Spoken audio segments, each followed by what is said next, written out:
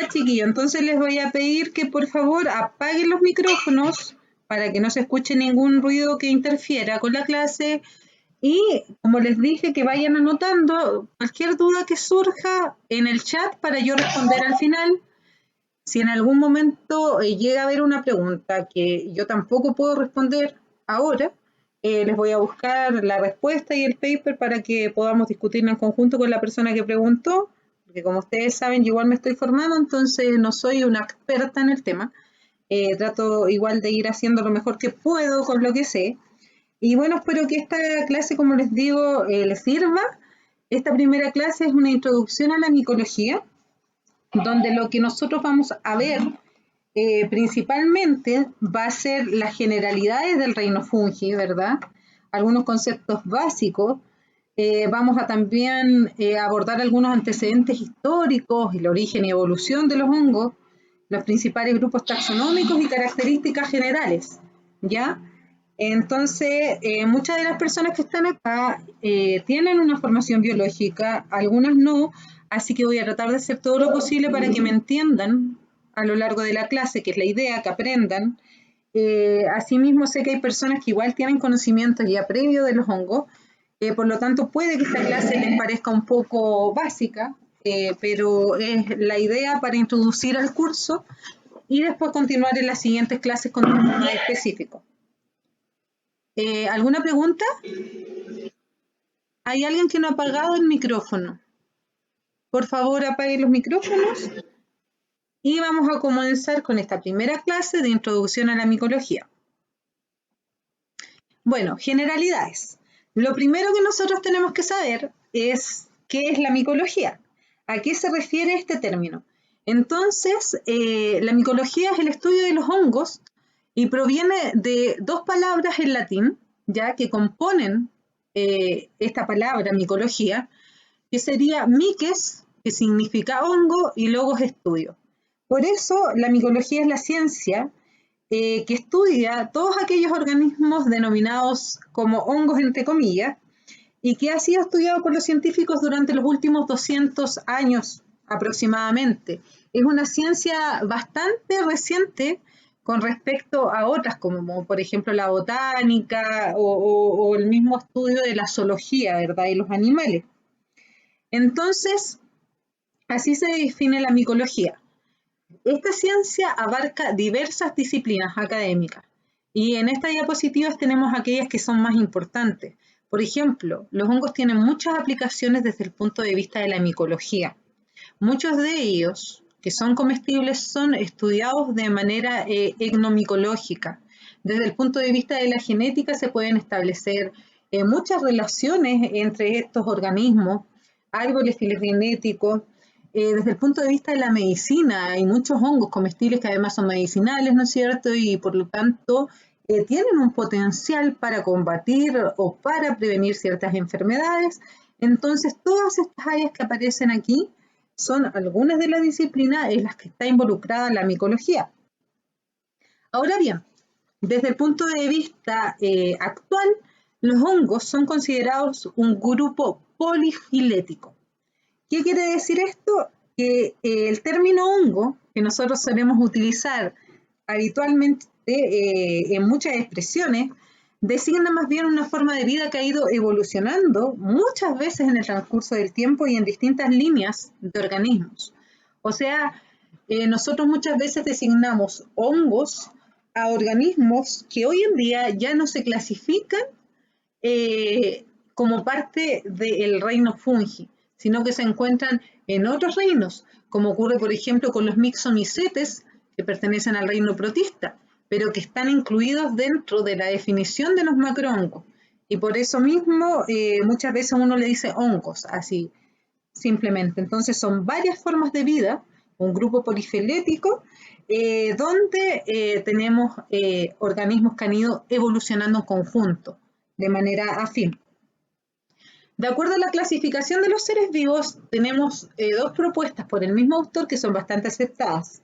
La primera es de Gauss en 1977, que habla de 6 reinos. El reino procariota, el reino arquea, que vendrían siendo todos aquellos que tienen células sin núcleo. procariontes, ¿ya? Las bacterias, ¿verdad? Las arqueas, que son como bacterias, pero que pueden sobrevivir en ambientes extremos, ya sea alta temperatura, alta salinidad, un pH elevado, etcétera. Tenemos el reino Plantae, ¿ya? Donde se agrupan todos los vegetales, árboles. Tenemos el reino Protista, donde se encuentran algunas algas microscópicas, las diatomeas, y también los mixomicetes, que son los hongos estos mucilaginosos que le decimos nosotros, pero que realmente no son hongos, pertenecen a este reino. El reino Animalia, donde podemos encontrar anfibios, monitos del monte, chuscaos, ¿verdad? Muchas especies que igual están en peligro. Y el reino Fungi, que es donde encontramos hongos que generan setas con diversas formas. Por ejemplo, aquí tenemos un tulostoma. A ver, voy a ver si puedo sacarlo. Tenemos un tulostoma. Acá tenemos una pinatra, ¿verdad? Que tiene una forma esférica. Esos orificios son apotecios. Acá podemos ver un moho, posiblemente un penicillium, sobre un limón que descompone fruta, y otros hongos microscópicos que nosotros ni siquiera podemos ver estructuras a simple vista. Entonces, esta es una de las clasificaciones más aceptadas, pero en el año 1990 este mismo autor propuso el sistema de los 3 dominios, que es muy empleado por algunos colegas, algunos científicos, donde tenemos 3 dominios: el dominio bacteria, el dominio arquea y el dominio eucaria. En los 2 primeros obviamente encontramos lo que ya les mencioné anteriormente, pero en el dominio eucaria nosotros vamos a encontrar el reino Animalia, el reino Plantae, el reino Fungi y el reino Protista, que es de los mohos mucilaginosos, ¿ya? Entonces, este sistema de clasificación, puesto en el año 1990 por este mismo autor, igual es muy utilizado y yo quería que lo conocieran, por eso se los coloqué aquí.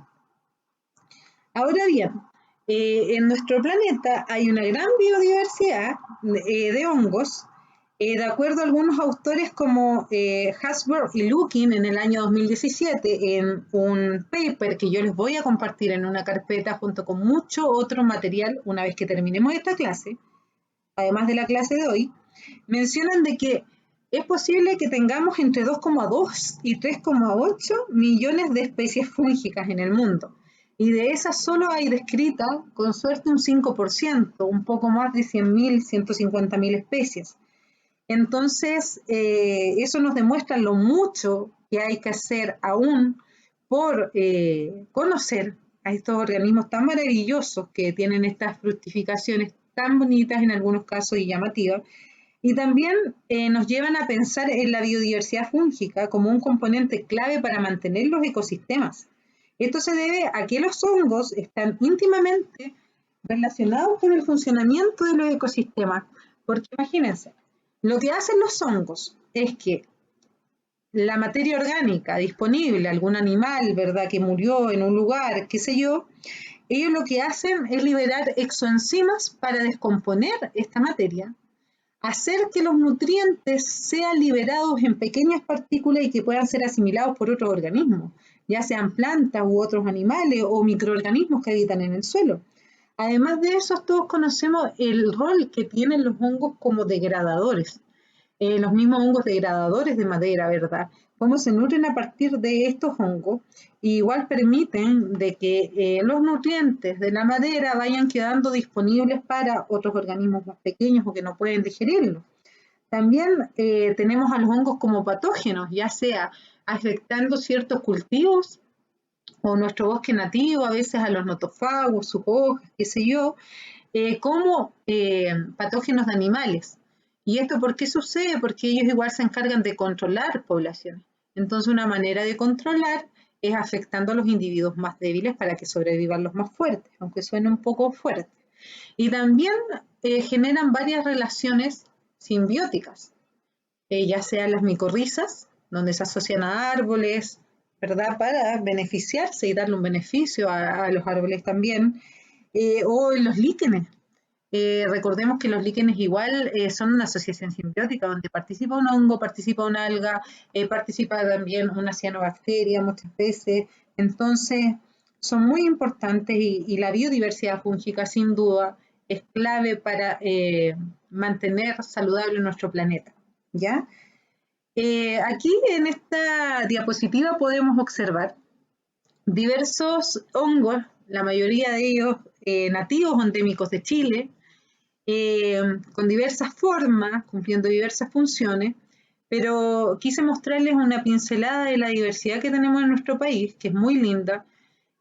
Hongos que forman estas fructificaciones maravillosas con formas bien particulares que tienen que ver también con la dispersión de esporas y con que les permitan poder seguir propagándose, y algunas especies como esta Gymnopanela notofagi, que fue descrita por Pablo Sandoval hace algunos años y que es una especie endémica de Chile y una especie nueva para la ciencia. O sea, en nuestro país queda mucho por hacer, hay muchas especies nuevas que descubrir, pero realmente todavía hay pocos micólogos, entonces es muy importante que se sigan formando más personas en el área para contribuir a conocer nuestra biodiversidad y, conociendo nuestra biodiversidad, proteger nuestras especies, ayudar a conservar nuestras especies fúngicas. Como les comenté anteriormente, los líquenes son una asociación simbiótica. Son organismos que surgen, ¿verdad?, de una asociación entre un hongo, que es llamado micobionte, perteneciente a las divisiones Ascomycota o Basidiomycota, y una alga llamada Ficobionte, donde también muchas veces participa una cianobacteria, que igual es una alga, pero más pequeñita. Entonces, estos líquenes permiten conocer, por ejemplo, el estado de salud de un bosque. Si el bosque tiene un estado de salud bueno, los líquenes van a abundar en este lugar. Muchas personas piensan que los líquenes son dañinos y cuando los ven sobre los árboles creen de que los líquenes están ocasionando un daño al árbol, son parásitos, y no. Mientras más líquenes encuentren ustedes en un lugar, significa que el aire puro, los niveles de contaminación son mucho más bajos, ¿ya? El aire puro es muy alto porque no hay altos niveles de contaminación en ese lugar. Ahora, si ustedes se fijan en algunas ciudades como Santiago, donde ahora me encuentro, o otras que son muy contaminadas, los líquenes prácticamente no se ven. Y es porque hay un nivel alto de contaminación, de smog, y como ellos son muy sensibles, no crecen en esos lugares. De hecho, hace mucho tiempo atrás, el profesor Goetz me contaba, cuando me hacía clases, de que en Alemania hubo un tiempo con la revolución industrial donde había mucha contaminación y los líquenes prácticamente no existían. Y después que pasó ese periodo y todo y se comenzó a despejar, empezaron de nuevo a aparecer líquenes en las ciudades. Entonces, a ese nivel tienen mucha importancia como bioindicadores de contaminación atmosférica, y también ellos tienen varios metabolitos secundarios que hacen que tengan propiedades medicinales y que es lo que igual se está trabajando hoy en día en nuestro país. En cuanto a las micorrizas, yo les comenté que las micorrizas son asociaciones simbióticas entre los hongos y las raíces de las plantas, ¿ya? Más o menos 90 al 95% de las plantas tienen micorrizas en sus raíces, ya sean arbusculares o sean ectomicorrizas, ¿verdad? Que vamos a ir viendo esas diferencias en las siguientes clases, y juegan un papel muy importante en el crecimiento de los árboles, porque esta relación hace que los hongos puedan nutrirse a partir de las sustancias carbonatadas, de los carbohidratos que producen las plantas a través de la fotosíntesis. Recordemos que los hongos son heterótrofos, entonces ellos no pueden producir su propio alimento, entonces necesita alguien que les dé de comer, por decirlo de alguna manera. Entonces ellos obtienen estos nutrientes que necesitan para crecer y le permiten a las plantas, bajo tierra, ¿verdad?, tener una mayor superficie de absorción para captar el agua y los nutrientes a nivel del suelo. Y eso mismo hace que generen ciertas defensas igual para que las plantas no sean atacadas por ciertos patógenos en el bosque, se van dando aviso. Los árboles de los bosques, como dice aquí, están conectados por una red subterránea de hongos. Entonces se van enviando recursos vitales, pero a la vez comparten información y se informan sobre el peligro que hay alrededor. Entonces, si por ejemplo un árbol está siendo atacado por un patógeno en sus hojas y está sufriendo un gran daño, a través de estas señales le indican a los otros árboles lo que está sucediendo y los demás pueden generar una defensa, algún compuesto, una toxina, alguna sustancia química que alguna sustancia química que les permita defenderse. Entonces, incluso las micorrizas permiten que en condiciones un poco deficientes de agua y nutrientes en el suelo las plantas puedan estar más fortalecidas y crecer. Ustedes han visto todo este tema de las sequías que están azotando distintas partes del norte de Chile. Entonces, a veces muchas plantas que tenían mayor disponibilidad de agua, hoy en día están expuestas a una sequía extrema y al tener micorrizas, las plantas tienen mayor éxito para poder seguir creciendo y desarrollarse. Si no tienen micorrizas, muchas veces terminan muriendo y ahí es donde se van secando. Por otra parte, si uno lo considera desde el punto de vista de la agricultura, las plantas micorrizadas aumentan la producción, ya el tamaño y la calidad de la planta y por lo tanto hacen que los beneficios económicos de la venta de estos cultivos, ya sea de hortalizas o de lo que sea, tenga un mayor precio. Además, los hongos micorríceos inducen como un sistemas de defensa en las plantas. Les permiten resistir a ciertos hongos patógenos incluso, dando mayor tolerancia a algunas especies que son muy invasivas, que son consideradas plagas como, por ejemplo, Fusarium o Phytophthora, que son estos que provocan la pudrición en las papas, el tizón tardío. Entonces permiten que se defiendan mejor las plantas. Y también aumentan la tolerancia al daño por nematodos, por ejemplo, cuando hay gusanos que dañan ciertos cultivos, ¿verdad? Las raíces. Lo que hacen las micorrizas es que envuelven los huevos de los nematodos y les impiden seguir expandiéndose o eclosionar y producirle daño a la raíz de las plantas. Entonces, todos esos son los beneficios como más básicos y fundamentales que ustedes tienen que conocer de las micorrizas. Ahora bien, en esta diapositiva tenemos el árbol de la vida.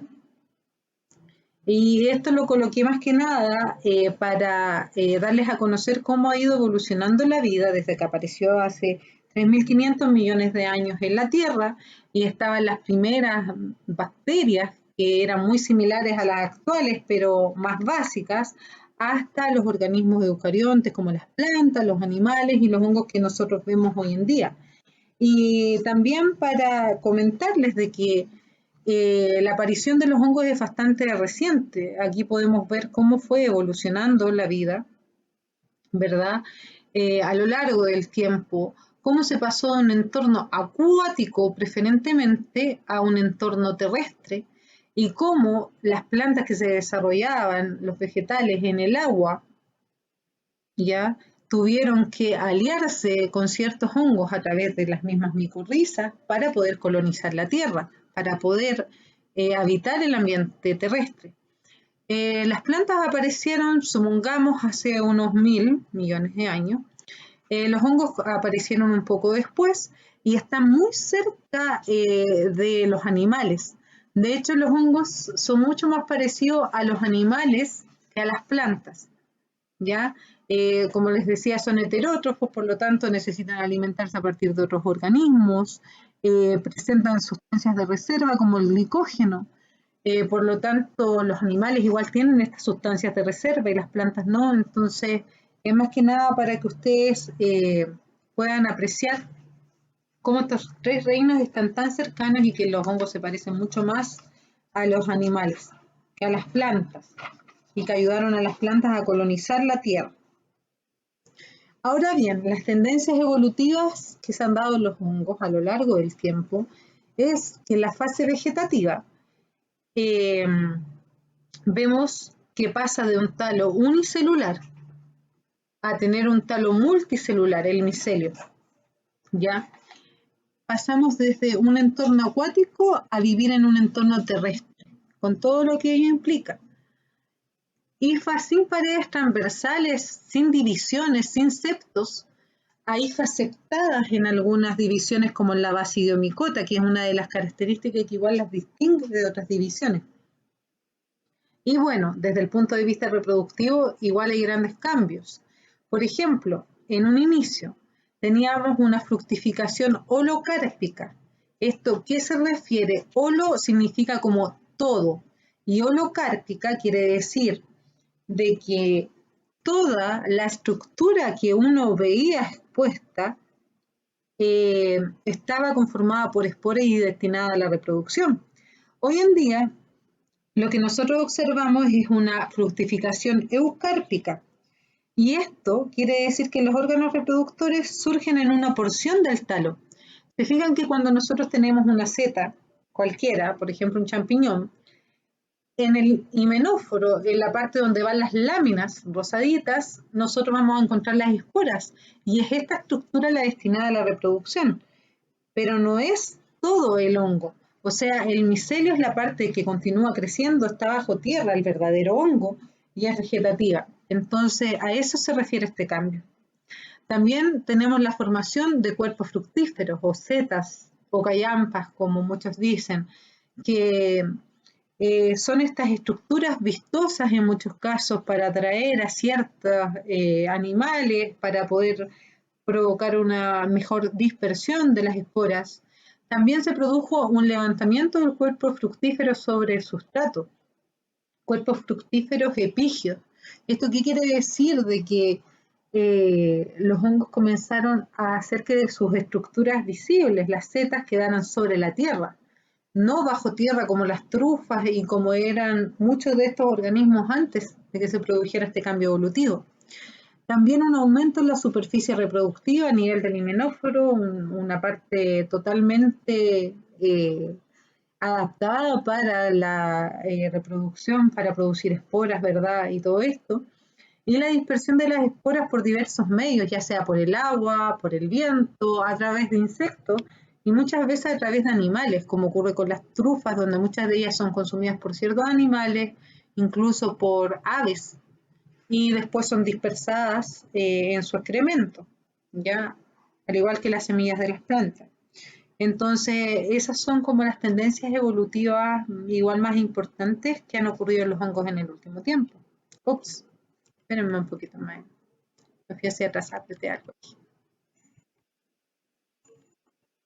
Vas a apretar un botón, pero ya voy atrás. Ya. Por aquí quedamos. Ahí está. Ya, pues, entonces cuando a ustedes les pregunten qué diferencia los hongos de las plantas y de los animales, en realidad lo principal es esto. Tanto las plantas como los hongos tienen una pared celular, ¿ya? Muy similar, pero el hongo está compuesta de quitina, que es como la misma estructura que tienen las caparazones de algunos artrópodos o de algunos crustáceos, y la pared celular de la celulosa de las plantas es de celulosa, entonces ya hay una diferencia en la constitución y por eso es de que los hongos son un poco más frágiles, entre comillas, que las plantas. Además, las plantas hacen fotosíntesis, ya producen su propio alimento y sabemos que los hongos no, necesitan nutrirse a partir de otros organismos, entonces son heterótrofos. Y eso los hace mucho más similares a los pumas o a los pudú, a los animales en general que se alimentan a partir de otros organismos, ¿ya? Ahora en cuanto a la definición de los hongos, la definición es que son organismos eucarióticos.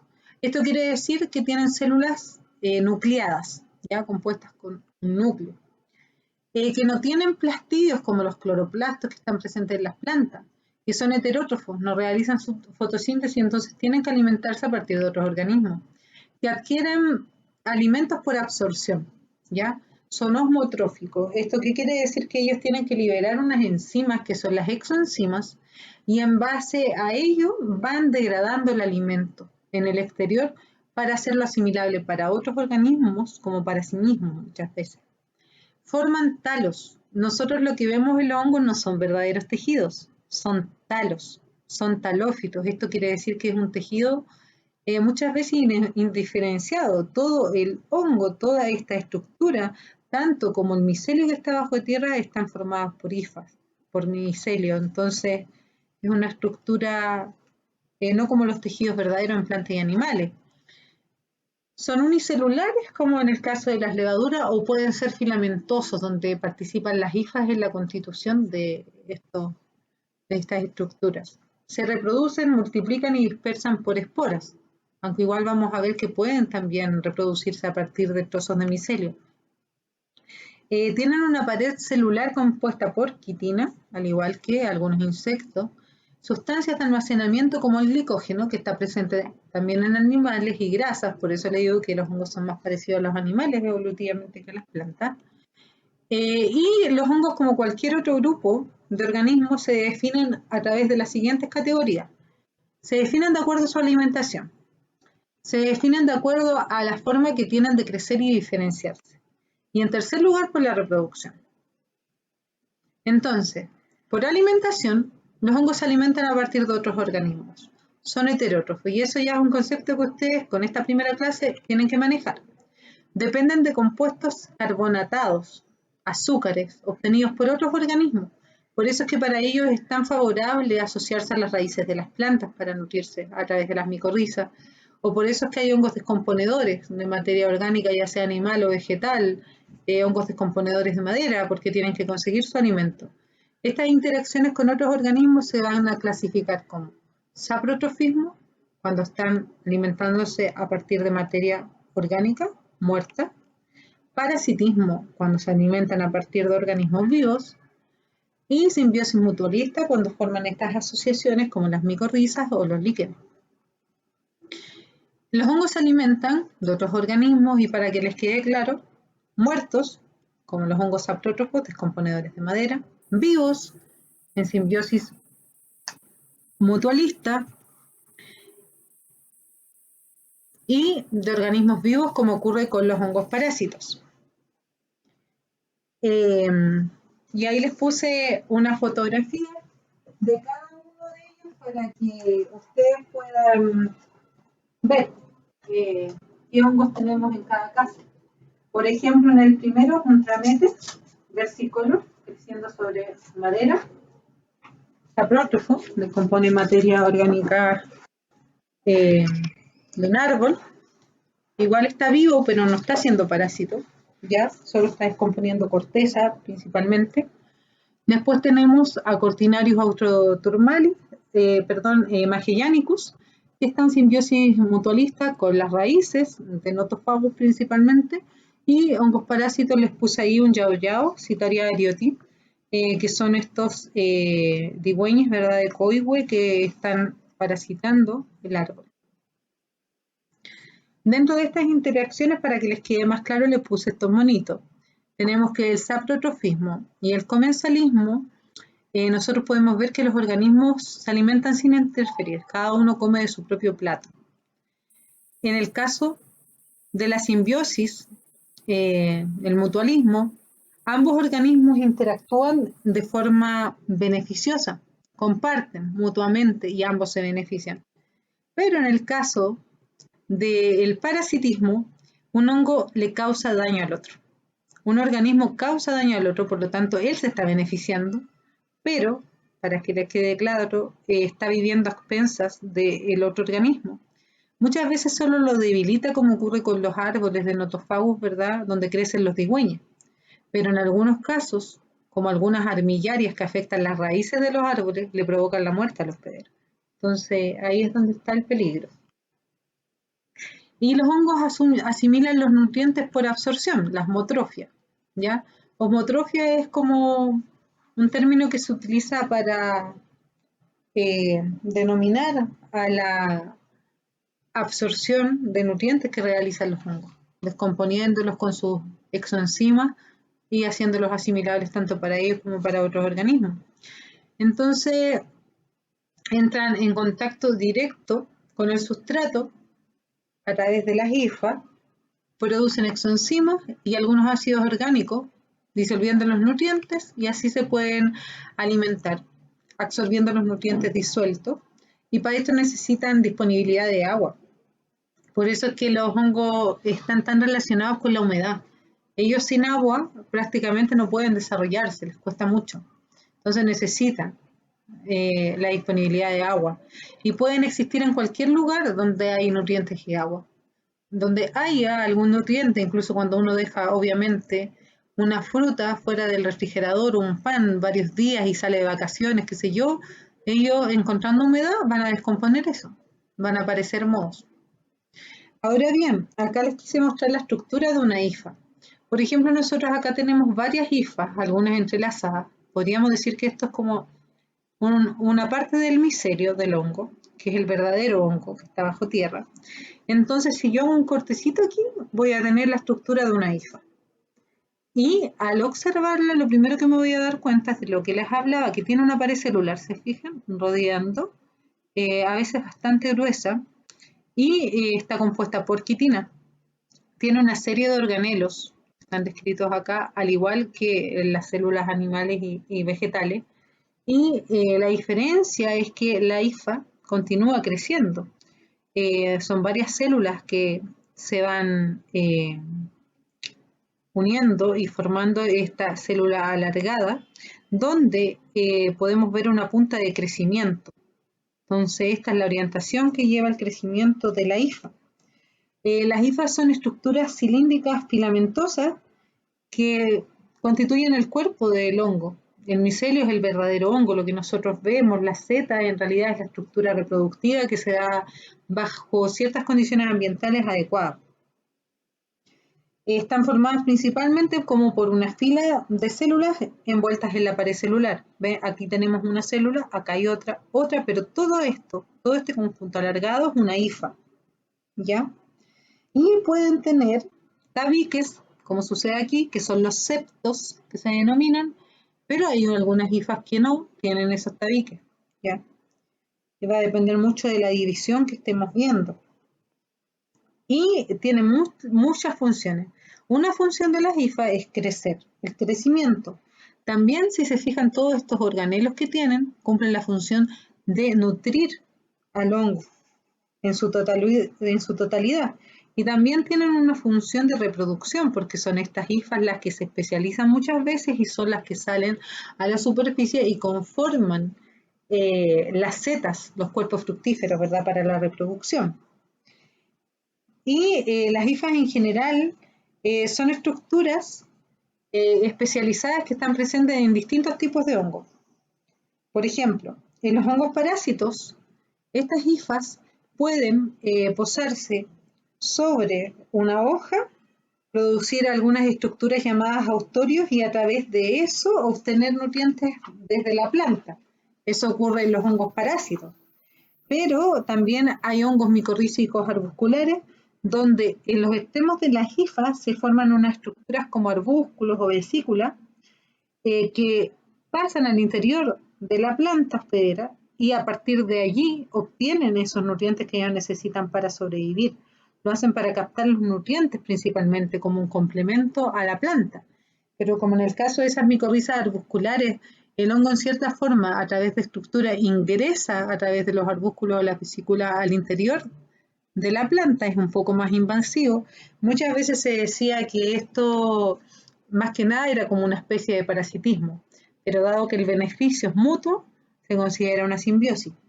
Y también sucede en algunas plantas que las ectomicorrizas que les había mencionado anteriormente, que solo envuelven las raíces, no ingresan ni producen estructuras al interior, claro, pues les permiten una tolerancia a ciertas condiciones ambientales. Los hongos saprótrofos, por ejemplo, pongamos un tramete o cualquier hongo descomponedor de madera, hay unas estructuras que se denominan muchas veces rizoides y estos permiten que se absorban los nutrientes. Entonces esos rizoides vienen haciendo como el papel de las raíces que uno encuentra en las plantas, pero son unas estructuras similares nada más en función, por eso se les denomina así. Y en crecimiento y diferenciación, los hongos son considerados microorganismos eucarióticos, ya lo dijimos, pueden ser unicelulares o multicelulares. no producen tejidos muy diferenciados, por eso se dice que tienen talos, no tejidos, talos simples, son talófitos. En la mayoría nosotros vamos a encontrar células filamentosas como las hifas, formando estos pseudotejidos, y que a la vez, al juntarse muchas hifas, al entrelazarse tipo telaraña, van a generar ramificaciones múltiples, los micelios, sobre el sustrato. Y en presencia de agua y nutrientes suficiente, el crecimiento de los hongos es prácticamente limitado. Esto quiere decir, chiquillos, que si hay suficiente agua disponible y nutrientes en un ambiente, por ejemplo, muchas frutas que dejemos expuestas, el crecimiento de los hongos es prácticamente ilimitado. Pero una vez que se acaba ese sustrato y no tienen que descomponer o disociarse, su crecimiento se limita y llega hasta cierto punto. Aquí les puse este dibujo para que comprendieran mejor de que en el reino fungi tenemos organismos unicelulares, como las levaduras, ¿verdad?, que nosotros utilizamos para el pan, que son denominados también microhongos, ¿ya? Y que solo se ven al microscopio, no producen estructuras visibles, como el caso de los mohos y las setas, que son hongos multicelulares, donde nosotros podemos ver en este caso fructificaciones, setas, y podemos ver en los mohos igual estas estructuras que si ustedes ponen una lupa de estas de escolares o de estas que se usan para micología, van a observar setas muy pequeñitas, similares a estos, pero muy delgaditas, unas estructuras. Y estos son los macrohongos. Ahí igual hay más hongos microscópicos, Aspergillus terreus, a partir del cual se obtienen algunos compuestos como la lovastatina para el colesterol, Candida albicans, que es un hongo que está presente en nuestro cuerpo naturalmente, pero que muchas veces cuando hay mucha disponibilidad de azúcar o algunas enfermedades, se produce la candidiasis en algunas partes de nuestro cuerpo. Hongos de la corteza del queso observados al microscopio y Penicillium chrysogenum, que es la especie a partir de la cual se descubrió la penicilina. Y tenemos los hongos macroscópicos, que son los que a la mayoría de nosotros nos gustan más, que producen estas formas maravillosas, un nido de pájaro acá. Tenemos Antracophyllum discolor, Phallus induciatus no se ha encontrado en Chile, está presente, lo he visto en Bolivia, está presente en varios países tropicales, lo puse más que nada por la forma, y los Cordyceps, que son estos hongos que crecen a partir de insectos, parásitos. Y finalmente el ciclo de vida y reproducción, podemos decir que los hongos se reproducen por esporas sexuales, asexuales o por propágulos vegetativos, que quiere decir por segmentos de micelio. Si ustedes de repente quieren propagar un hongo micorrícico o de algún otro tipo, tienen que tomar una fructificación bonita y partirla en pequeños trocitos y dejarlas en un ambiente donde esté la especie de árbol o el sustrato al cual ellos se asocian para lograr que se propague. Las esporas sexuales suelen ser haploides y se producen en los esporangios, que en el caso de los macrohongos prácticamente es la seta completa. La forma del esporangio suele ser una característica muy importante para distinguir entre distintas clases de hongo y eso lo vamos a ver en las siguientes clases. Muchos hongos forman cuerpos fructíferos muy diferenciados para formar y dispersar sus esporas y los propágulos de los hongos o las esporas en general se dispersan por el viento, el agua o los animales. Esas son las formas de dispersión natural más frecuentes. Y este es un dato para que lo sepan, que en 1 metro cúbico de aire se encuentran hasta 10.000 esporas fúngicas. Por lo tanto donde yo me encuentro como donde ustedes están, si tienen alguna ventana abierta o en el día abrieron alguna ventana, están respirando esporas fúngicas. Ahora bien, ¿qué es un hongo? Ya hablamos. Organismos eucariontes. Esto quiere decir que las células tienen un núcleo. Y aquí les puse una célula eucariota y una procariota. Estas son las bacterias, para que vean la diferencia. Entonces, son células eucariotas las que componen los hongos. Ahora, las células no son igual que en animales y vegetales, sino que son alargadas, y esto ya lo hemos estado hablando todo este rato. Y tenemos distintos tipos. Por ejemplo, tenemos la hifa cenocítica. Se fijan que no tiene ninguna división, tabique o septo, como se llama. Entonces, las hifas cenocíticas, ustedes las miran al microscopio y son continuas, ninguna división. Ahora tenemos las hifas tabicadas, se fijan que tienen septos. Hay núcleos, pero van divididos por septos o tabiques. Y esta es una característica muy distintiva de los basidiomicotas, como el loyo, el changle, todas las especies que están en esa división. En los asquiomicotas es muy difícil observarlas. Y tenemos en C hifas ramificadas, donde tenemos presencia de septos, se fija, pero también tenemos unas ramificaciones por ahí. Y en la letra D tenemos el micelio, que son estas mismas hifas miradas desde lejos. Por lo tanto, dependiendo del sistema hifal del hongo, podemos encontrar solo una, dos mezcladas o a veces tres en los sistemas trimíticos. Y están entrelazadas unas con otras, formando verdaderas telarañas de diversos colores, dependiendo de la especie bajo tierra. Y son organismos cosmopolitas. Esto quiere decir que nosotros los podemos encontrar prácticamente en cualquier lugar del mundo. No importa que sea un desierto, no importa que sea la Antártida, no importa que sea el ambiente más salino, siempre nos vamos a encontrar con un hongo, chiquillos. Y eso hace que sean tan exitosos en el mundo, en su distribución. Y eso nos hace explicarnos por qué es que en nuestro país, a través de las mismas plantaciones forestales que fueron instauradas en el año 1970 por ahí, tantos hongos han sido introducidos.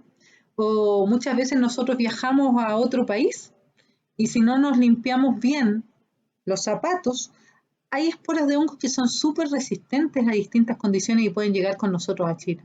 Así, de cuático, como se podría decir, o así de fuerte. Entonces, por eso es que hay muchos países como Australia y otros donde han habido varias invasiones biológicas, donde uno llega al lugar y tiene que prácticamente limpiarse los zapatos con cloro y todo, hay desinfección, para que no lleguen plantas indeseadas, extranjeras, ni tampoco hongos. Y bueno, la reproducción en hongos se produce principalmente a través de las esporas. Y ya vimos la dispersión, pero la vimos así como en términos generales, conversando. Y aquí se los quise mostrar para que se les quede. Por el viento. Se fijan, acá hay una manita y las esporas son dispersadas por el viento. Acá tenemos un licoperdon, donde a través de la lluvia se produce la presión necesaria para dispersar estas nubes de esporas y asegurar que se propague la especie. Obviamente, si el licoperdon, estas fructificaciones, están inmaduras, van a ser duras y no se va a dispersar la espora. Entonces, esto ocurre cuando ya están listos para la dispersión. Tenemos el caso de Pilobolus, que le dicen el pequeño cañón, porque es un hongo que es microscópico, o sea, cuesta mucho verlo, con lupa se puede ver, pero habría que estar en el momento preciso. Y este hongo utiliza esta forma de dispersión de la espora.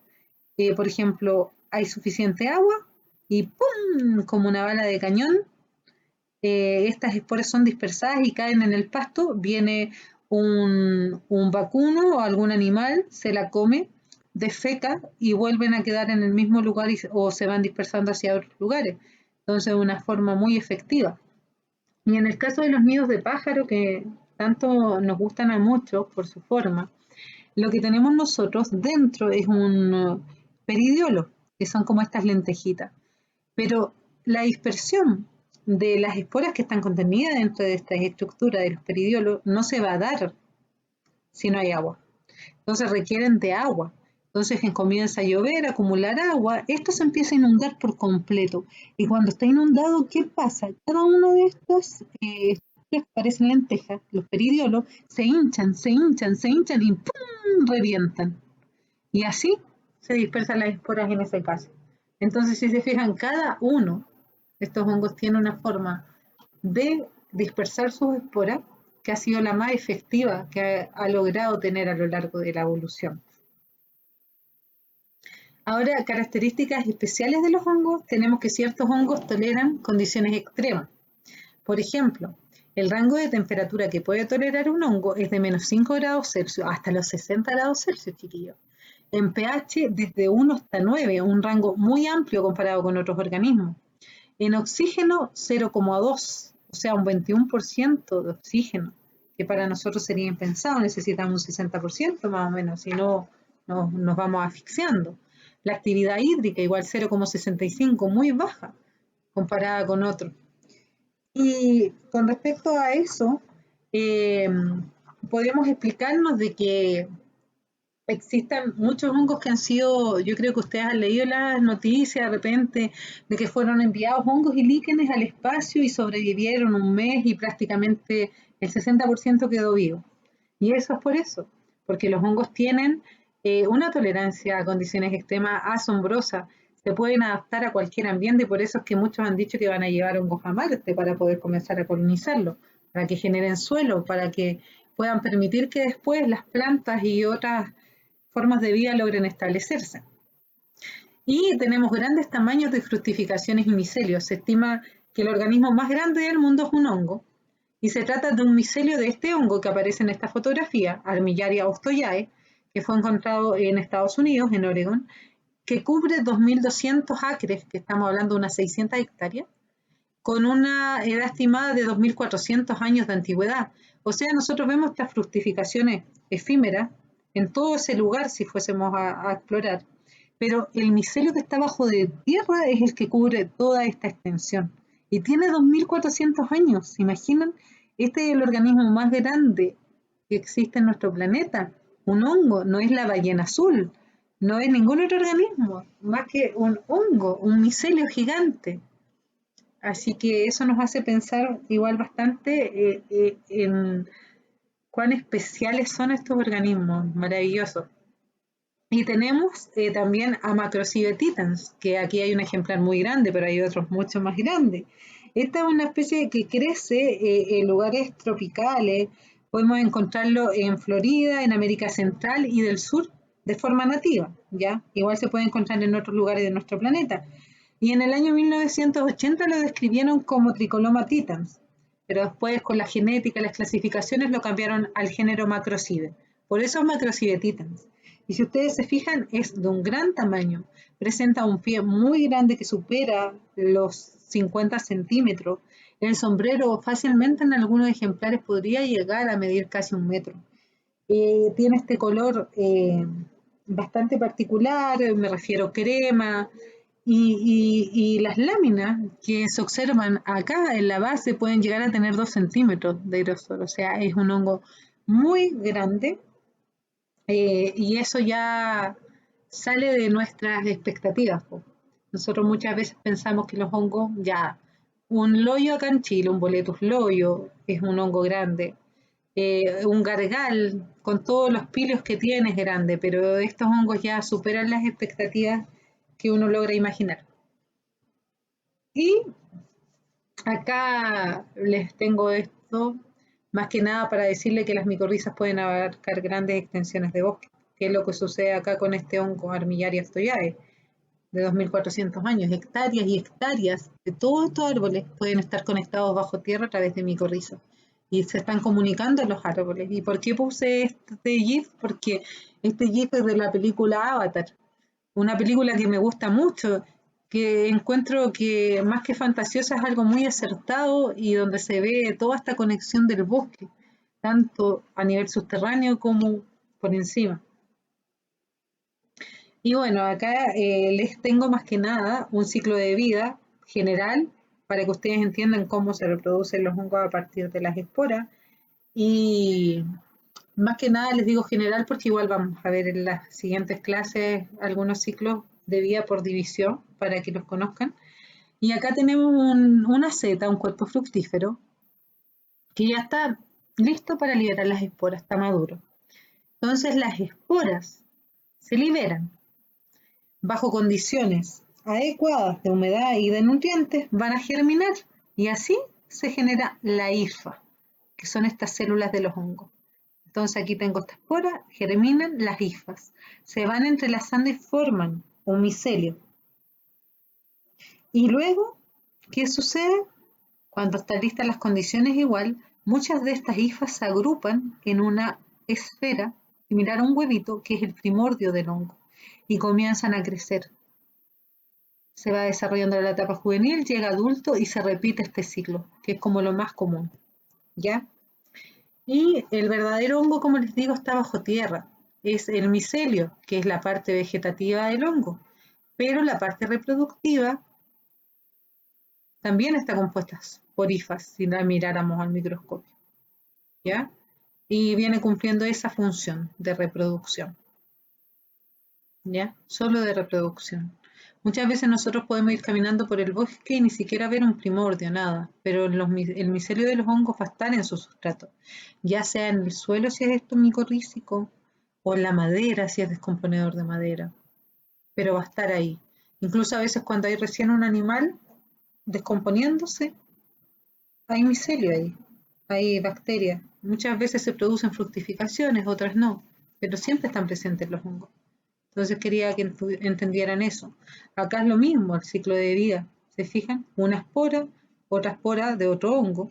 Eran compatibles las dos esporas, entonces crecieron las hifas, se juntaron, formaron un micelio dicariótico. Después comienzan a formar esta fructificación, un primordio, la fructificación. Maduran las esporas y ¡pum! El ciclo de nuevo. A través del viento, de la lluvia, qué sé yo, son dispersadas las esporas y cuando caen en un lugar adecuado y hay suficiente humedad y nutrientes, ¡pum! Germinan y continúa lo mismo. Aquí nosotros vemos un micelio monocariótico, aquí también, pero cuando se unen dos micelios de esporas distintas que cayeron en distintos lugares o a partir de distintas fructificaciones, se habla de micelio dicariótico, para que lo tengan claro. Ya, a ver chiquillos, si han estado atentos igual para que no se aburran, no queda mucho para terminar, pero ¿qué me puede decir que vemos aquí en el 1? ¿Qué estamos viendo con el número 1? El sombrero. Claro, el sombrero, ¿verdad? La Z. Ya, muy bien. En el 2, Micelio. micelio, ¿verdad? Las hifas que se van entrelazando y forman un micelio. Muy bien. Y el 3, Esporas. esporas, ¿verdad? Que son súper importantes para la reproducción del hongo. Súper bien.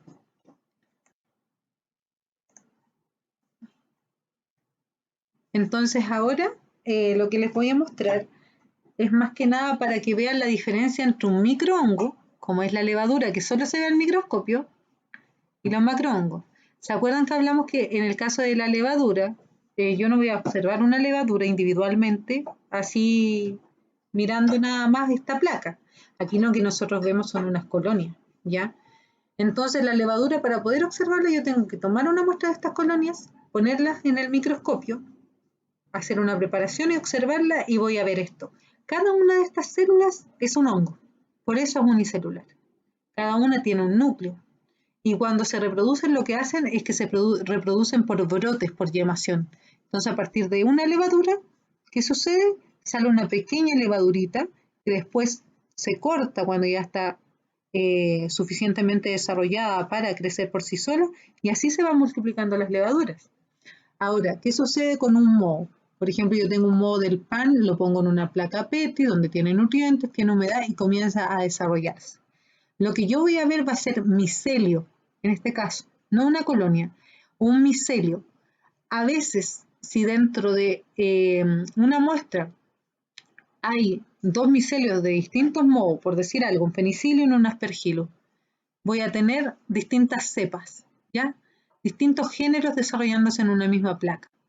Pero lo que yo quiero que vean es que uno hace una preparación, igual bajo microscopio, y se va a encontrar con hifas, que las levaduras jamás vamos a observar. Vamos a encontrar hifas que se han entrelazado, algunas hifas individuales creciendo por ahí a lo loco, y vamos a encontrar que en los extremos de esas hifas muchas decidieron especializarse para formar esporas.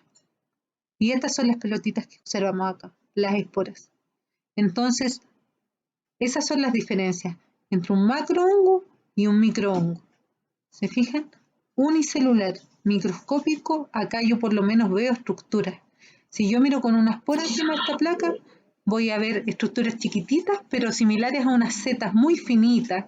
A veces un palito de fósforo, como digo yo, con una cabecita, pero se ven estructuras.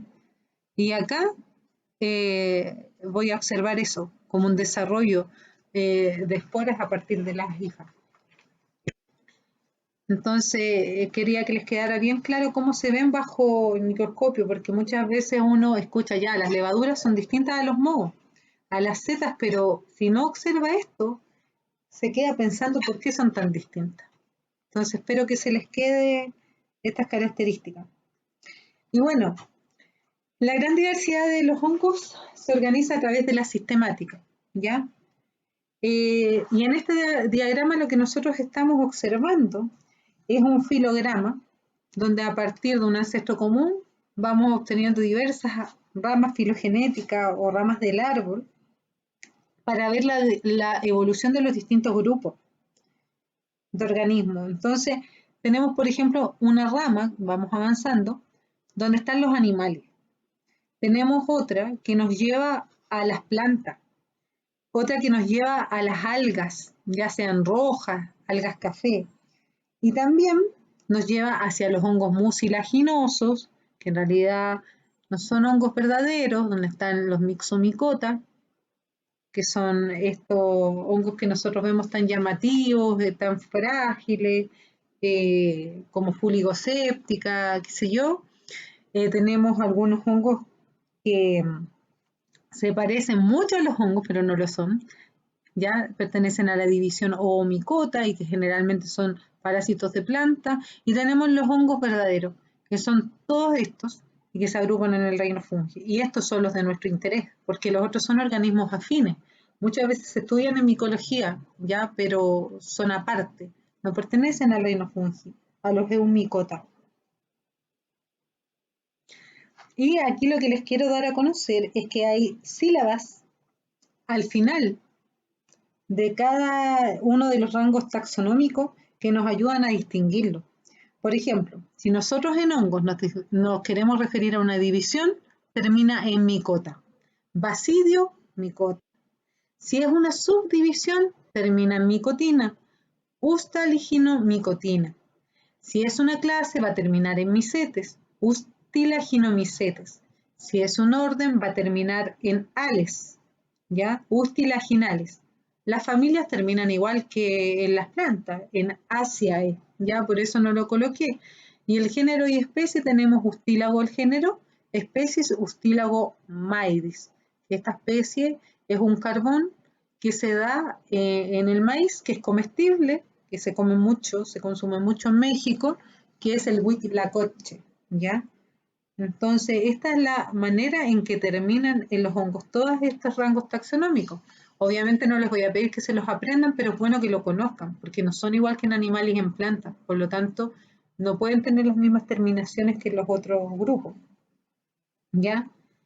Y acá les quiero mostrar las 6 divisiones del reino fungi, de los hongos verdaderos, los Eumycota, en las que hace tiempo se consideraban que era la clasificación más idónea. Todavía se enseña de esta manera, en estas 6 divisiones, pero hoy día con molecular los hongos están divididos en millones de divisiones. Pero esta es la que a mí me enseñaron, ya, y es la que todavía se mantiene. La doctora Meg Pippenbrink me enseñó esto. Entonces, estas son las 6 divisiones más importantes del reino fungi que todavía está activo, ya no está obsoleta esta clasificación. De hecho, es una de las más aceptadas. Y si se fijan, las divisiones terminan en micota y todas estas terminan en micota, en hongos. Quitidiomicota, blastocladiomicota, zigomicota, glomeromicota, ascomicota y basidiomicota. Y esto es lo que vamos a ver en mayor detalle en la próxima clase, que quiero tratar de hacer todo lo posible para que me comprendan todos los términos que vamos a revisar. La idea es que tengan un esquema de lo que significa el reino fungi y que les sirva mucho todo esto. Entonces nosotros las que siempre vemos son las ascomicota, donde hay un asco con ascosporas al microscopio, y la basidiomicota, donde hay un vasillo con basidiosporas que nosotros podemos observar al microscopio. ¿Ya? Y bueno, acá igual les dejo todas estas diapositivas, yo se las voy a pasar, ya se las voy a pasar en un PDF para que las tengan, las repasen, las vean.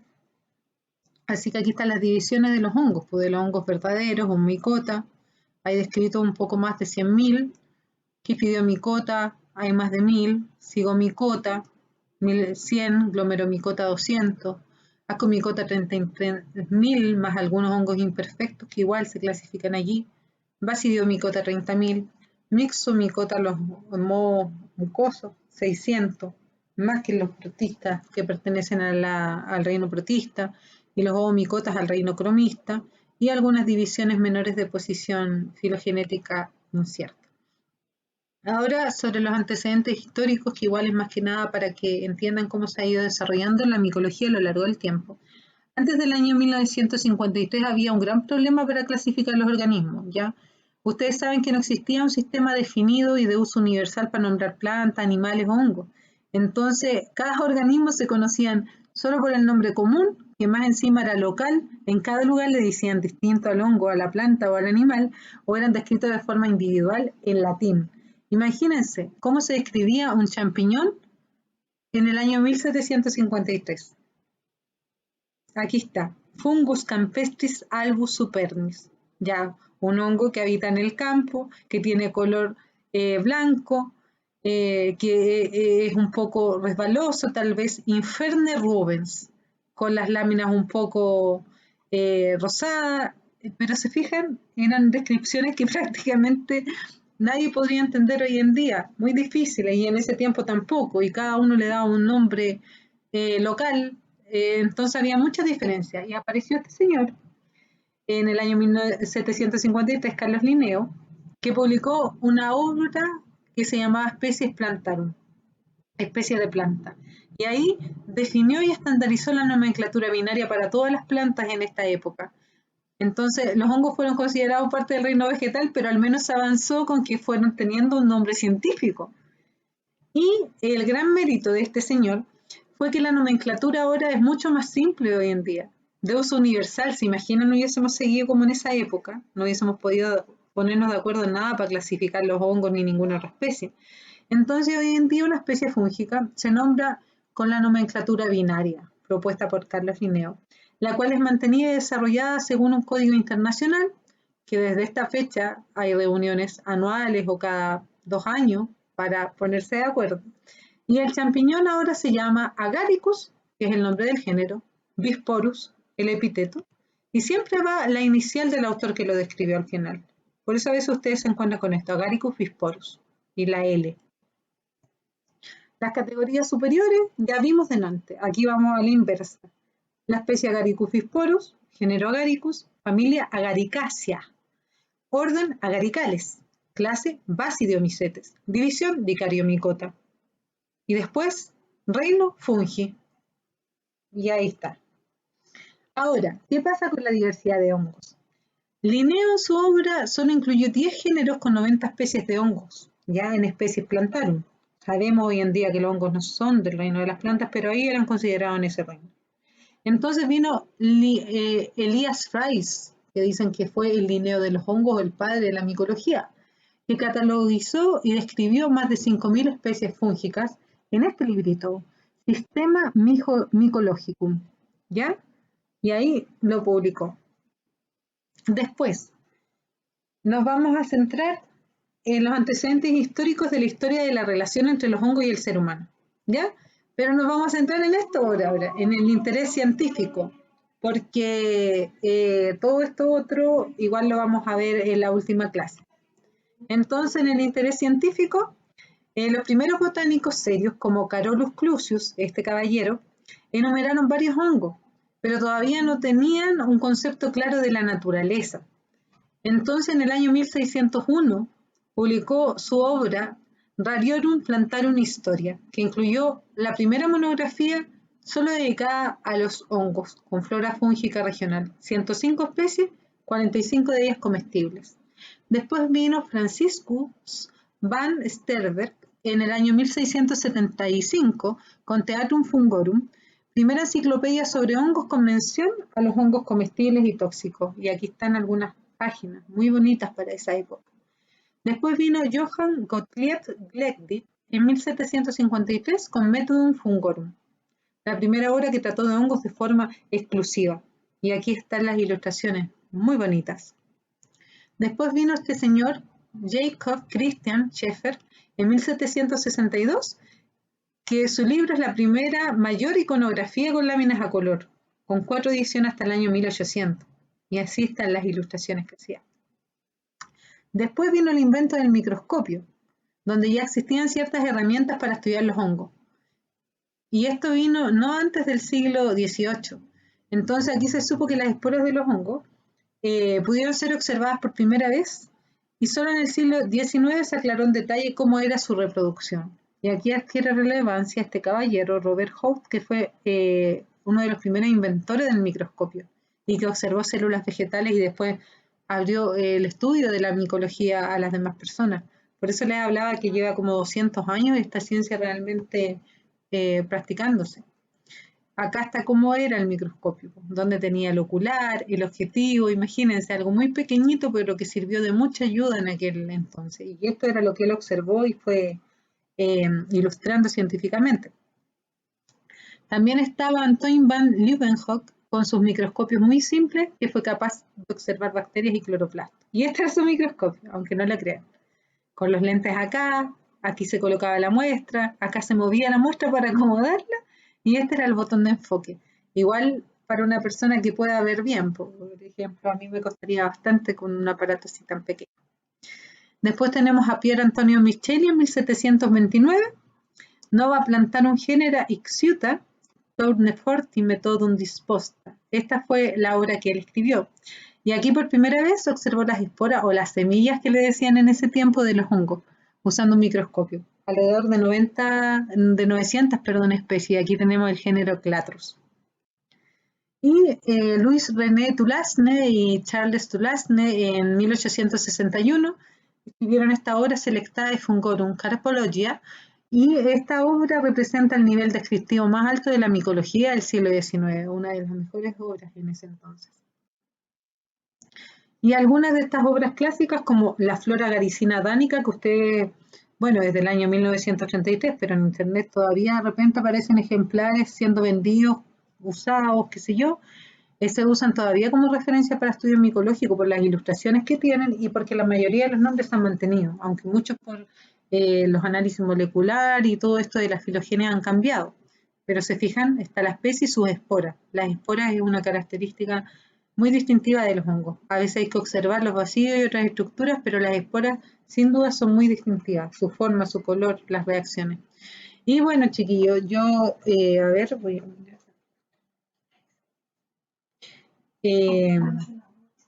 Ya van a ser las 8.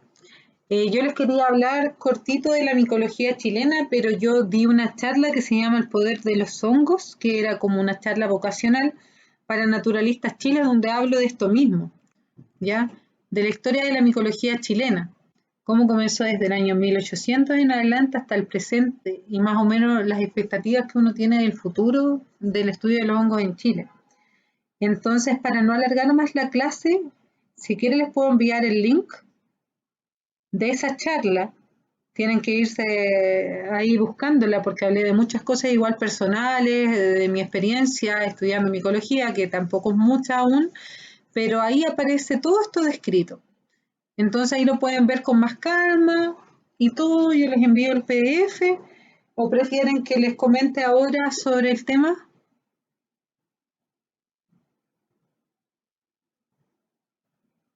¿Están por ahí?